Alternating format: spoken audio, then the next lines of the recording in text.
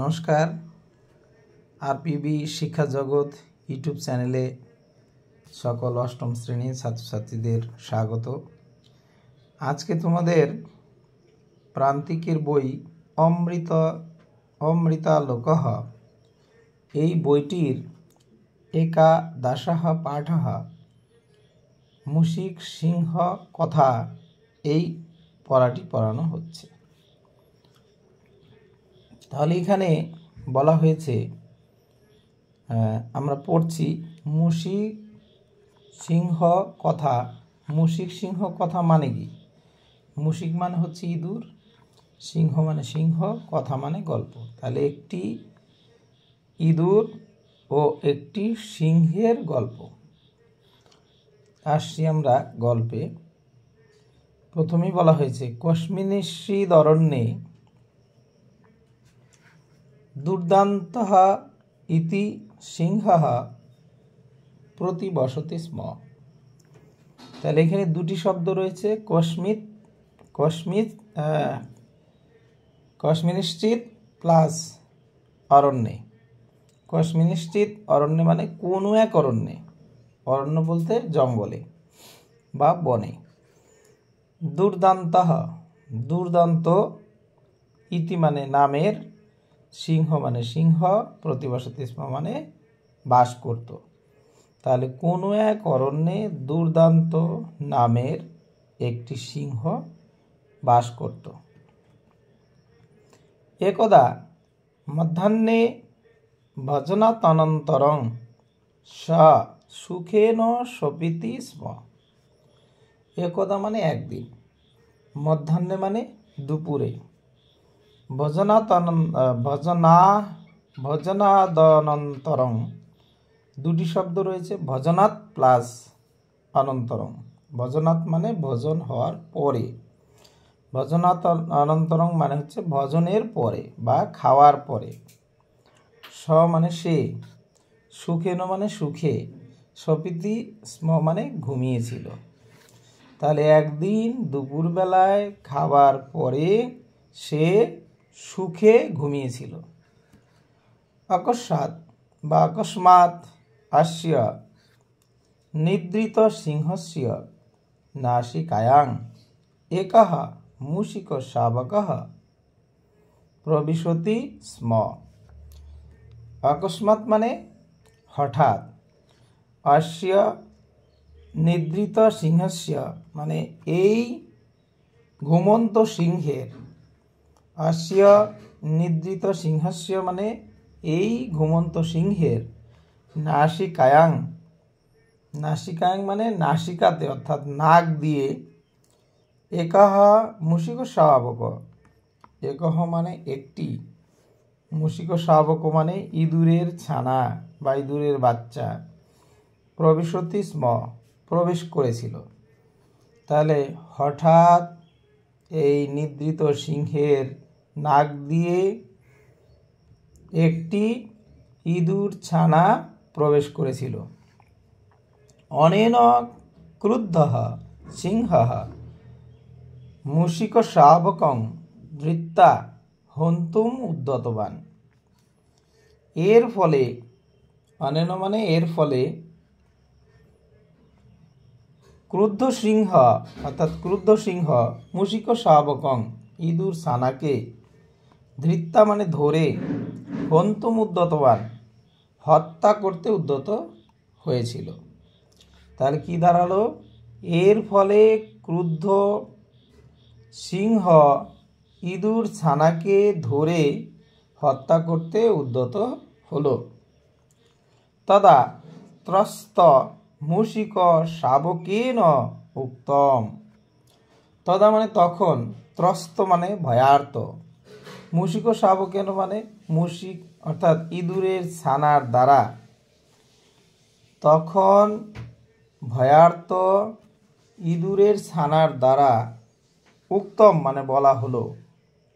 তাহলে তখন ভয়ার্ত ইঁদুরের ছানার দ্বারা বলা হলো, ভো পশুরাজ, ভো পশুরাজ, হে পশুরাজ, মাদৃশং শ্রুত্র এই শব্দটি ভুল আছে, এটি ক্ষুদ্র হবে। ক্ষুদ্র প্রাণিনং হত্যা কথং ভবান স্বহস্তং দূষয়তি। মাদৃশং মানে আমার মতো, ক্ষুদ্র প্রাণিনং অর্থাৎ ক্ষুদ্র প্রাণীকে, হত্যা মানে হত্যা করে, কথং কেমন করে, ভবান মানে আপনি, স্বহস্তং দূষয়তি নিজের হাত দূষিত করবেন। তাহলে কি বলা হলো, আমার মতো ক্ষুদ্র প্রাণীকে হত্যা করে কেমন করে আপনি বা কিভাবে আপনি নিজের হাত দূষিত করবেন। ভবান ন হরতু মে প্রাণা,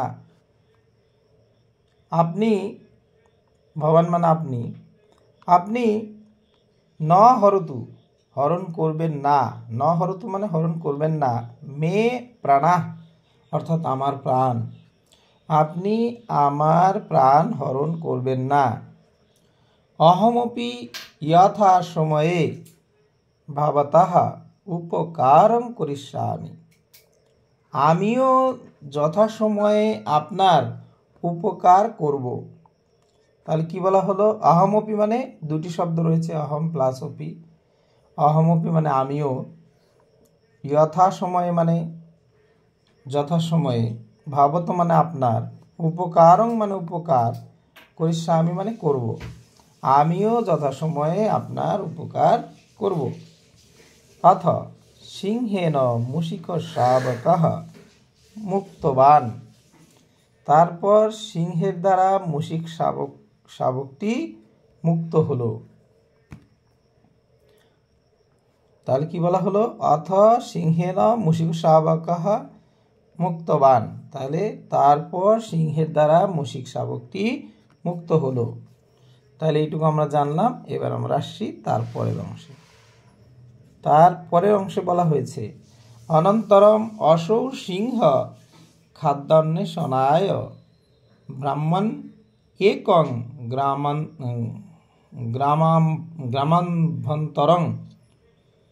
গ্রামাভ্যন্তরং প্রবিষ্টবান। তাহলে এখানে কি বলা হয়েছে, অনন্তরং অসৌ সিংহ খাদ্যান্বেষণায় ব্রাহ্মণ একং গ্রামাভ্যন্তরং প্রবিষ্টবান। অনন্তরং মানে তারপর, অসৌ সিংহ মানে ওই সিংহটি, খাদ্য অন্বেষণা মানে খাবার খোঁজার জন্য, ব্রাহ্মণ মানে ঘুরতে ঘুরতে, একং মানে একটি, গ্রাম অভ্যন্তরং অর্থাৎ একটি গ্রামের ভেতরে, প্রবিষ্টবান মানে প্রবেশ করল। তাহলে তারপর ওই সিংহটি খাদ্য খোঁজার জন্য ঘুরতে ঘুরতে একটি গ্রামের ভিতরে প্রবেশ করল। তত্র গ্রামিকাঃ তং পাশাবদ্ধং অকরোৎ। তত্র মানে সেখানে, গ্রামিক মানে গ্রামবাসীরা বা গ্রাম রক্ষকরা বা গ্রামবাসীরা, আমরা যে কোনো একটা মানে করতে পারি।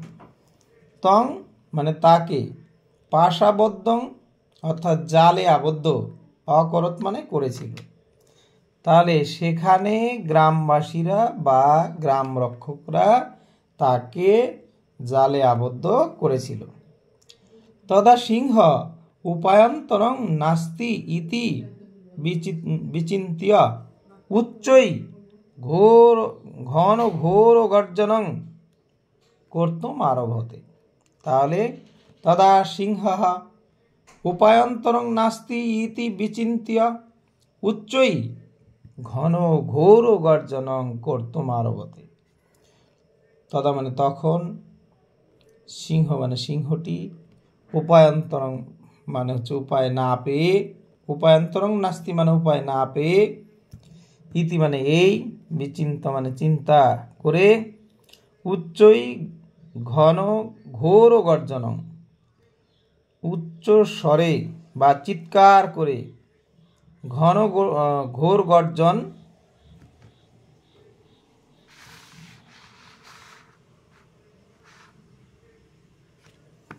কর্তুম আরভতে মানে করতে আরম্ভ করলো। তাহলে কি বলা হলো, তখন সিংহটি উপায় না পেয়ে এই চিন্তা করে চিৎকার করে ঘন ঘোর গর্জন করতে আরম্ভ করলো। তারপর বলা হয়েছে তাস্যা গর্জনং শ্রুত্বা মুষিকাহ তত্রাগম্য দন্তৈ পাশং চিত্তা সিংহং মুক্তবান। তস্য মানে তার, গর্জনং মানে গর্জন, শ্রুত্বা মানে শুনে, মুষিকাহ মানে মুষিকটি অর্থাৎ ইঁদুরটি, তত্রাগম্য মানে সেখানে এসে, দন্তই মানে দাঁত দিয়ে, পাশং মানে জাল, চিত্তা মানে ছিঁড়ে, সিংহং মানে সিংহকে, মুক্তবান মানে মুক্ত করলো। তাহলে এখানে কি বলা হলো, তার গর্জন শুনে ইঁদুরটি সেখানে এসে দাঁত দিয়ে জাল ছিঁড়ে সিংহকে মুক্ত করলো। এবমেব মুষিকাহ সিংহস্য প্রাণান রক্ষিতবান। এইভাবেই ইঁদুরটি সিংহের প্রাণ রক্ষা করেছিল। এবমেব মানে এইভাবেই, মুষিকাহ মানে মুষিকটি অর্থাৎ ইঁদুরটি, সিংহস্য মানে সিংহের, প্রাণান মানে প্রাণকে, রক্ষিতবান মানে রক্ষা করেছিল। তাহলে এইভাবেই ইঁদুরটি সিংহের প্রাণ রক্ষা করেছিল। তাহলে আমরা এইটুকু জানলাম। এবার আমরা পড়ব শেষের অংশ, নীতি কথাটি আমরা পড়ব। নীতি কথাতে কি বলা হয়েছে, অল্পনামপি বস্তুনাং সংহতি কার্যসাধিকা ত্রিনৈর্গুণত্বম আপন্নৈর বদ্ধন্তে মত্তদন্তিনঃ। বলছে অল্পনামপি বস্তুনাং সংহতি কার্যসাধিকা ত্রিনৈর্গুণত্বম আপন্নৈর বদ্ধন্তে মত্তদন্তিনঃ। বলছে এখানে দুটি শব্দ রয়েছে, অল্পনাম প্লাস অপি। অপি মানে জোর দিয়ে, তাহলে অল্পনাম মানে সামান্য, বস্তুনাং মানে বস্তু সমূহের, তাহলে সামান্য বস্তু সমূহের, সংহতি মানে সংহতি মানে মিলে সঙ্গবদ্ধভাবে বা সংহতি, কার্য সাধিকা অর্থাৎ কার্য সম্পন্ন করে বা কার্য সাধন করে থাকে। তাহলে কি বলা হয়েছে, সামান্য বস্তুসমূহের সংহতিও, এই ওপিটা আমরা সংহতির পরে নিলে বেশি ভালো হবে। তাহলে সামান্য বস্তুসমূহের সংহতিও কার্য সাধন করে থাকে। ত্রিনৈর গুণোত্তম আপন্নৈর বদ্ধন্তে মত্তদন্তিনঃ। এখানে তাহলে কয়টি শব্দ রয়েছে, এখানে 4টি শব্দ রয়েছে। এখানে ত্রিনৈ প্লাস গুণোত্তম প্লাস আপন্নৈ প্লাস বদ্ধন্তে, তারপর হচ্ছে মত্তদন্তিনঃ। তাহলে ত্রিনৈর মানে হচ্ছে তৃণের দ্বারা, গুণোত্তম মানে গুণ সম্পন্ন, তৃণের মতো গুণ সম্পন্ন, আপন্নৈ অর্থাৎ আপন্নৈ বলতে অর্থাৎ বিপদের দ্বারা, বদ্ধন্তে মানে বাধা পড়ে, কি মত্তদন্তিনঃ অর্থাৎ উন্মত্ত হাতি। তার এখানে বলা হয়েছে যে সামান্য তৃণগুণ সম্পন্নের দ্বারাও বিপদের সময়ে মত্ত হাতি বাধা পড়ে। তাহলে তৃণগুণ সম্পন্ন বিপদের সময় উন্মত্ত হাতি বাধা পড়ে। তার মানে এই শ্লোকের মধ্যে দিয়ে এটাই বলা হয়েছে, বিষয়টি এরকমই বোঝানো হয়েছে যে পৃথিবীতে তুচ্ছ বস্তু বা তুচ্ছ প্রাণী বা তুচ্ছ কোনো জিনিসকেও কখনোই হেয় করতে হয় না। অর্থাৎ সেই তুচ্ছ জিনিসও কখনো বড় কাজ সাধন করে থাকে। এই জিনিসটি এই শ্লোকের মধ্য দিয়ে বোঝানো হয়েছে। কি বোঝানো হয়েছে? এই লাইন দুটির মধ্যে দিয়ে বলা হয়েছে সামান্য বস্তুসমূহের সংহতিও কার্য সাধন করে থাকে। সামান্য তৃণগুচ্ছের দ্বারা, যদিও এখানে নেই, কখনো কখনো উন্মত্ত হাতি বাধা পড়ে। এই কখনো কখনো শব্দটি আমরা এখানে দিয়ে দিতে পারি, তাহলে মানেটি খুবই সুন্দর হবে। তাহলে কি বলা হলো? সামান্য বস্তুসমূহের সংহতিও কার্য সাধন করে থাকে। সামান্য তৃণগুচ্ছের দ্বারাও কখনো কখনো উন্মত্ত হাতি বাধা পড়ে। তাহলে আমরা কিন্তু এই পুরো গল্পটি আমরা জানলাম। এটি ভালো করে শুনবে এবং শুনে শুনে পড়বে, তাহলে আশা করি তোমাদের পড়া কোনো অসুবিধা থাকবে না। যদি কোথাও অসুবিধা হয় তোমরা অবশ্যই কমেন্ট করে জানাবে। আর তৎসঙ্গে অবশ্যই তোমরা ভালোবেসে সকলেই বেশি বেশি করে সাবস্ক্রাইব করবে এবং সবাইকে শেয়ার করবে। তোমাদের সবাইকে ধন্যবাদ জানাই এই ইউটিউব চ্যানেলে থাকার জন্য। ধন্যবাদ জানিয়ে আজকের সংস্কৃত পড়া এখানেই শেষ করছি। সবাই ভালো থাকবে।